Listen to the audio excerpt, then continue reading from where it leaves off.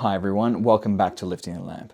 I'm Frater Eleftheria, and in this video we're going to be revisiting the world of Enochian magic, exploring the world of Enochian magic, and once again breaking new ground in Enochian magic and understanding that system.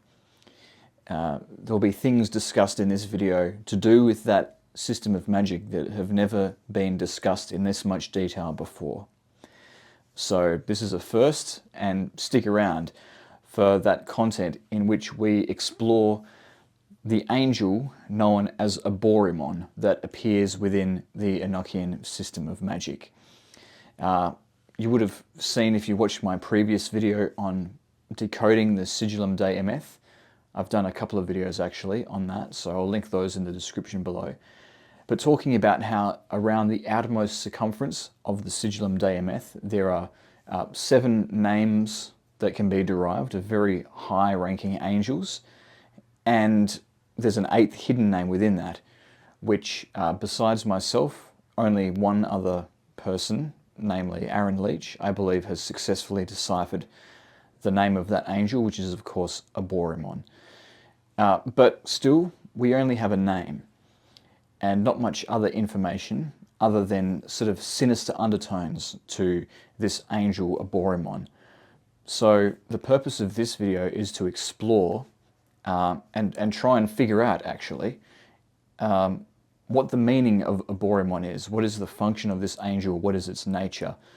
And in order to do that, I'm going to be drawing upon Gematria. I'm going to be drawing upon some of the comments that some of you very helpfully provided in that previous video. So let's jump straight into it, shall we? This is Unveiling the Mysteries of the Angel Aborymon. So just by way of recap from my previous videos, what we know already about Aborymon is that there are these 7 angels of the circumference from the Sigillum Dei Emeth in Enochian magic, which are the highest angelic principles in the whole Enochian system. They emanate directly from the greatest and highest 40-lettered or 40-figured name of God. And one of them each corresponds to one of the 7 planets, and although it's not clear which is which, but that is the sort of correspondence of them, and so they are these very high angelic beings. But there's another name hidden within the sigillum, within the circumference, which is not explicitly mentioned, which is an 8th name, and that is the name of Aborymon. And it's very hidden, and it takes a lot of effort to sort of decrypt the name, not least because information has been lost in translation along the way, and or actually deliberately altered by the Archangel Michael in the scrying process to prevent the discovery of this name, at least before its time.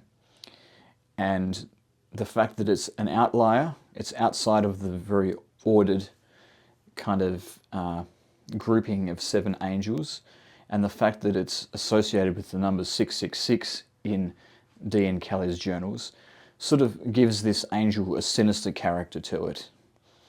But since it occupies such a high level in the Enochian system, together with these very high-ranking angels of the circumference, it may very well still be a godly force, but perhaps operating in a kind of sinister way.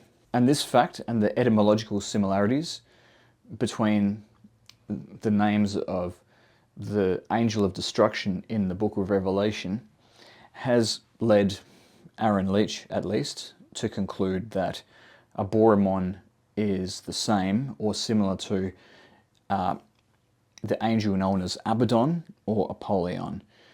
This is the destroying angel in Revelation chapter 9, who leads the army of angels that emerges from the abyss. And the opening of the bottomless pit is of course also associated with the coming of the beast in the book of Revelation, whose number is 666. The beast also emerges from the abyss. But whereas the beast is depicted as a kind of enemy of God, trying to undermine God's will and persecute God's faithful, on the contrary, although Abaddon or Apollyon emerges from this same abyss and presides over what appear to be demonic, or at the very least vengeful angelic beings, the function of Abaddon, or Apollyon as he's also known, is to actually punish the wicked and punish those who have not been sealed by God. So we have this dark force which is nevertheless harnessed for good ends. And I've also demonstrated that there is an association between Aborymon and the angel known as Apollyon, who is associated with the fires that burst forth from the earth, from inside the earth, and also associated with the end times and the unfolding of that process of the fires coming up from the earth during the end times. Again, very similar kind of a vibe to that of Abaddon or Apollyon. So that is much of the information that we are able to piece together about Aborymon from what is available. But is there anything else? Is there any other information that is available that might help us to decipher this mystery? Well, that's where all of you come in, and a couple of you have been very helpful in this regard. Because when I published my video with my findings on the angel Aborymon, there were a couple of really useful comments in there, which added detail and drew connections which I hadn't actually thought of myself. So one of those comments, by Courtney Hamilton 8276, was that the name Aborymon is very similar to the name of another demonic entity known as Aborym. And I did a bit of research into this name, Aborym. Aborym is also sometimes known as Aim, and this is one of the demons of the Goetia. But it's also a demon that appears in an earlier list of demonic names in the Pseudo-Monarchia Daemonium, which is, you know, a lot of the demons in that text also appear in the Goetia. But the Pseudo-Monarchia Daemonium was published around a similar time that Dee and Kelly were doing their scrying sessions, and it appears to be drawing on information that was even older than that. And part of that knowledge base is this concept of the demon Aborym. And the office or function of this particular demon is the destruction of cities and strongholds using fire. So this is very much in keeping with everything else that we know about Aborymon. So far, so good. I did a bit more of a deep dive on Aborym, and I found some more interesting little connections here. So in terms of its astrological attribution, the demon Aborym, or Aim, in the Goetia is associated with the second decan of Scorpio, so from the 10th to the 20th degree. And so we've got a couple of astrological or planetary attributions here. We've got the Scorpio attribution, and then there's an extra planetary attribution of the second decan of Scorpio to the Sun. So we have a solar power as well as a Scorpio-based power. And this is also very much in keeping with the energy of Abaddon or Apollyon. There is a particular mystical text which kind of gives an esoteric explanation of all of the symbols in the Book of Revelation. I cannot for the life of me remember the name right now, but I will post it here when I fact check that. But in this particular text, the angel from the abyss, Abaddon or Apollyon, is associated with the Sun in Scorpio. And so it's this kind of this solar force, but it's also kind of the destructive side of the Sun. And, you know, there's the association with the poisonous sting of the scorpion there as well. And what's interesting is that if you look at the name Apollyon, this is the god Apollo. It's basically this kind of vengeful angel, this angel of punishment or justice, has appropriated a lot of the attributes of Apollo, but specifically the Pythian Apollo. So what that means is that there was a particular cult of Apollo.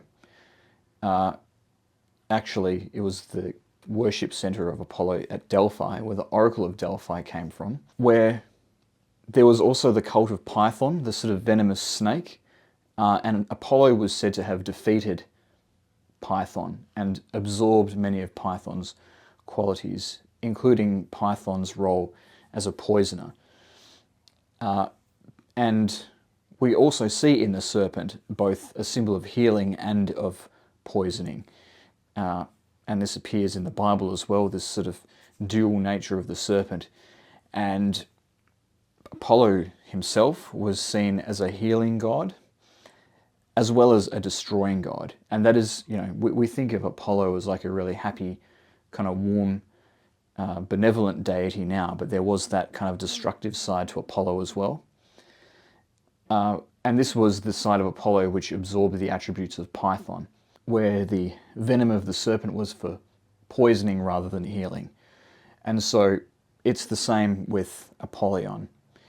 And Scorpio was sometimes represented by a serpent in ancient times.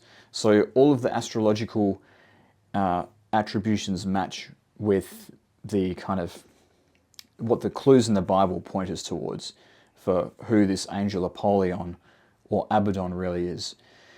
And it appears that those same attributions are present with the demon Aborymon, whose name may well be one of the inspirations for Aborymon.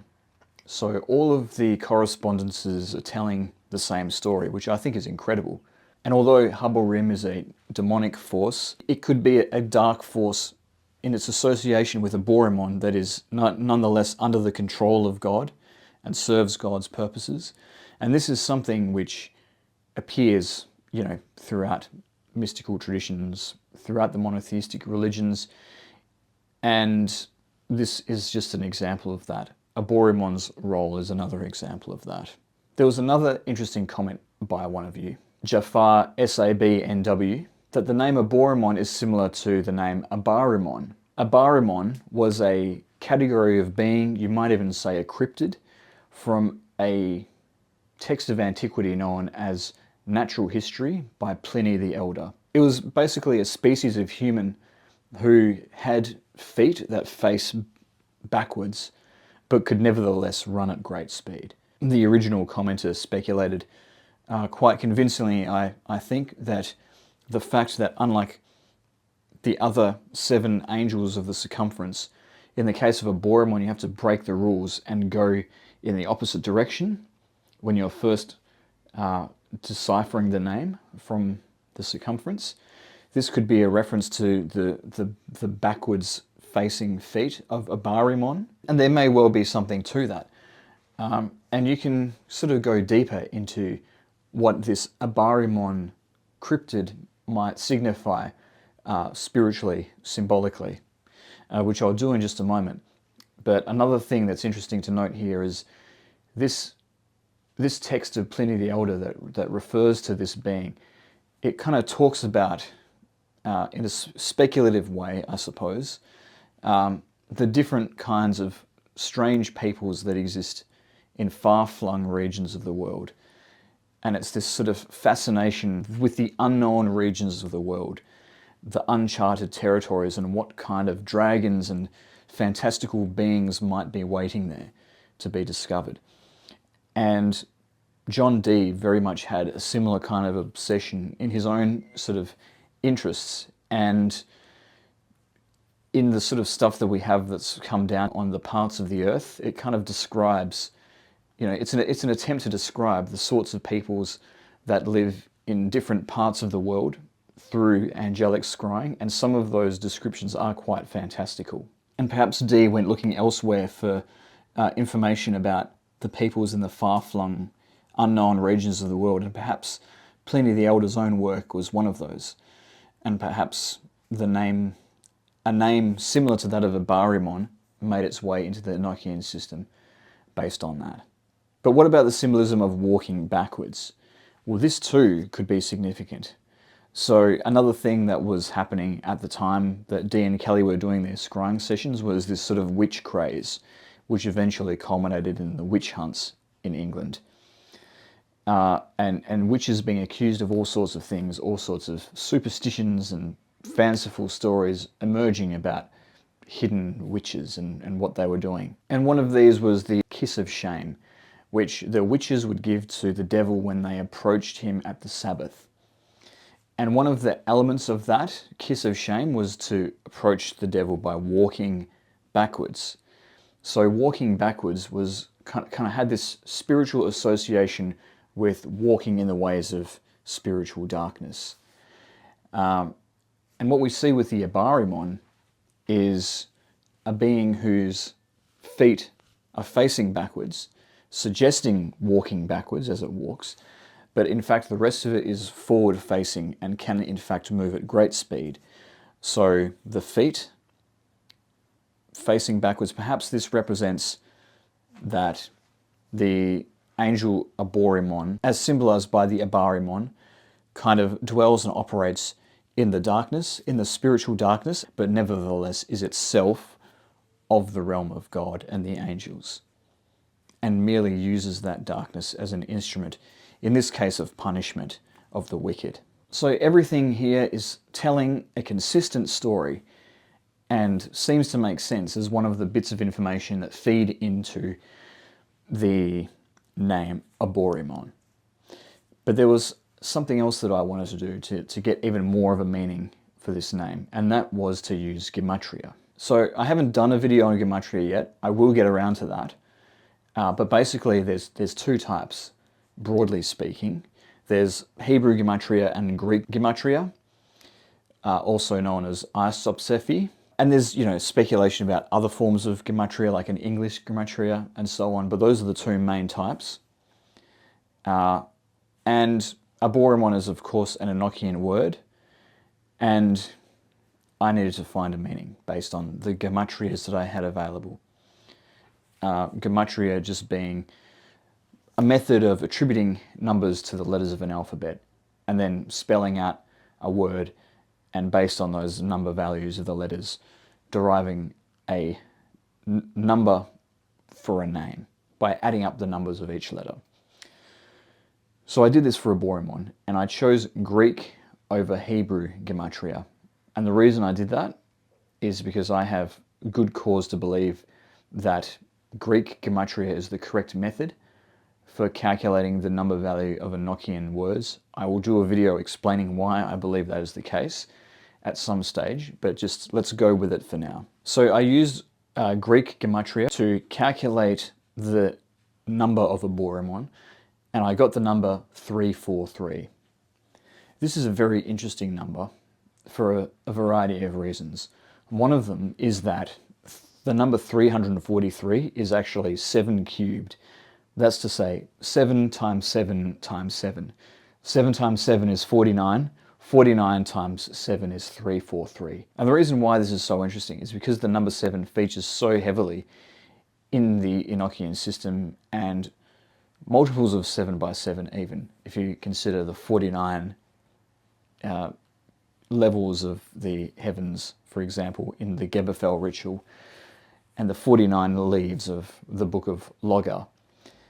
So it's very much in keeping with the rest of the Enochian system if one of the major Enochian angels should have a number to its name that sort of conforms with this sevenfold division multiplied by itself sort of system of the Enochian universe. And another thing that's interesting about the number 343 is that in Hebrew Gematria, there's a phrase in Hebrew that appears in the Torah which adds up to that same number, namely, and God said. And this is the phrase that is repeated any time that God creates something new in the 7 days of creation.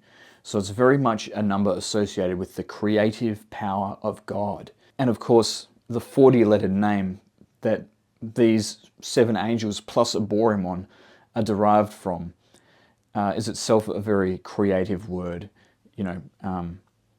all of the, these very high-ranking angels which govern the universe, which are sevenfold, even as there are 7 days of creation in Genesis, kind of unfold from this 40-lettered name, which is a name of power. It is a creative word of power, this 40-lettered highest name of God. And so it's very fitting that one of the angels that is derived from that 40-figured name should be associated with a word of divine creation, and which has a sevenfold kind of hidden meaning to it. And another interesting thing that we might consider is that the very same word of power that can create can also destroy. There are plenty of examples of God destroying the wicked in the Bible. And perhaps Aborymon represents the other side of this creative power of the word, representing the destructive side of it. And so that's all very much in keeping with everything else that we have learnt about Aborymon. But whereas some of the things that we've discovered highlight the dark regions within which Aborymon's influence works, we are reminded with the Gematria of the name of the sort of the very high godly aspect and divine creative aspect that ultimately is the power that lies behind Aborymon. And just to draw everything together even more, we see this very same dual nature of the same kind of divine force that is very creative being destructive, with this sort of symbolism of Apollyon as an angel appropriating the sort of attributes of the earlier Pythian Apollo. We see that the very same venom that can heal can also poison, and the very same heat of the sun that can give life to the world, when it's magnified, can in fact scorch the earth. So again, the divine creative word can also be an instrument of destruction. It can also be an instrument of God's justice. And God's justice in this case is represented by the angel Aborymon.